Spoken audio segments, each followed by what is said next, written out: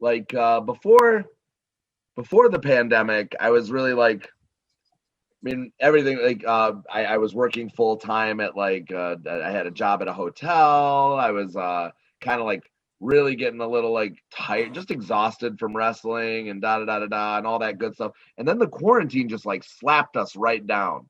And I actually took that time to refocus, rebuild mentally, physically, reprogram, unlearn, learn new, all that good stuff. Reboot, man.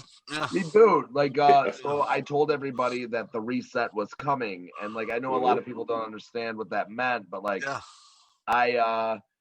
it was an actual physical and mental, it was more of a mental reset.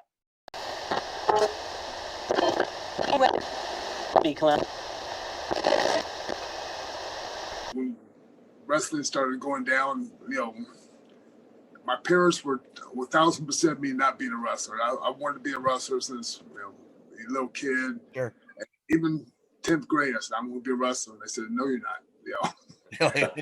My dad was a Green Beret for 30 years, and you're not doing nothing. He's so he's get your college, get your education, stuff like that.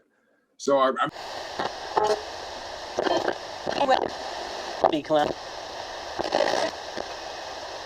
that they were doing the following day in Bakersfield, California for SmackDown because they were doing something for a debut for this guy.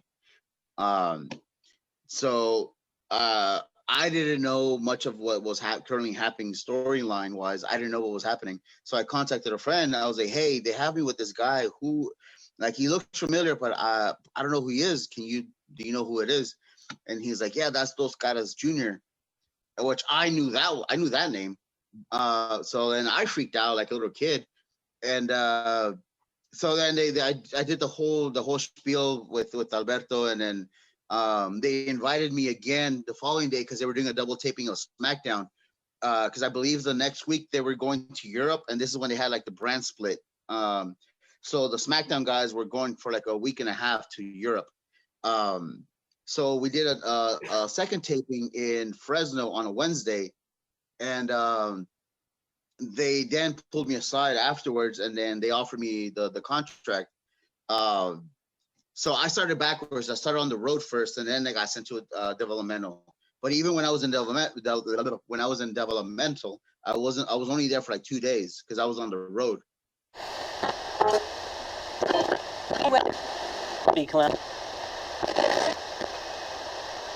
What was the overall situation? Just in general. I mean,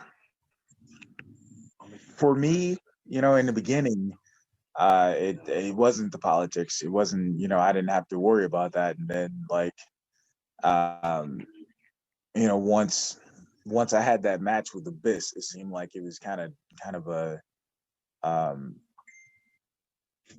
meh situation after that, and it shouldn't have been, I don't think, because if you look, I am a part of one of the most highest viewed matches in Impact history, with 40 million views or something like that, and they really didn't capitalize on it, and I don't know why or whatever.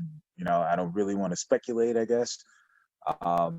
But hey, it is what it is.